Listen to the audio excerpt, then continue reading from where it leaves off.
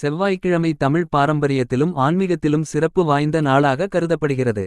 இந்த நாளில் செய்ய வேண்டிய, செய்யக்கூடாத செயல்கள் பற்றி உங்களுக்கு தெரியுமா? செவ்வாய்க்கிழமை அன்று செவ்வாய் ஓரை நேரம் என்பது காலை 6 மணி முதல் 7 மணி வரை, மதியம் 1 மணி முதல் 2 மணி வரை, மற்றும் இரவு 8 மணி முதல் 9 மணி வரை ஆகும். செவ்வாய்க்கிழமை செவ்வாய் ஓரை என்பது முருகப்பெருமான் மற்றும் துர்கை போன்ற தெய்வங்களை வழிபடுவதற்கு மிகவும் உகந்த நேரமாக கருதப்படுகிறது. செவ்வாய் தோஷம் உள்ளவர்கள் இந்த நேரத்தில் பரிகாரங்களைச் செய்வது மிகவும் நன்மைகள் தரும். இந்த நேரத்தில் முக்கியமான காரியங்களைச் செய்வது வெற்றியை தரும் என்று நம்பப்படுகிறது.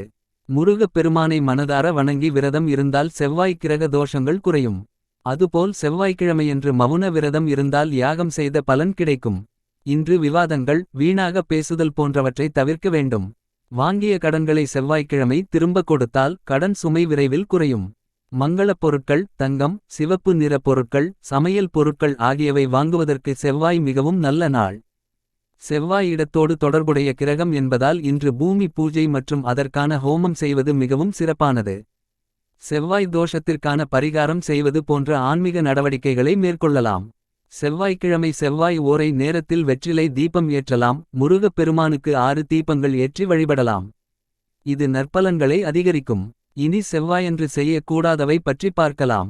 புதிய கடன்கள் வாங்கக்கூடாது. தலைமுடி, நகம் வெட்டுவதை தவிர்க்க வேண்டும். வீடு அல்லது பூஜையறையை மிக அதிகமாக சுத்தம் செய்தல் தவிர்க்க வேண்டும்.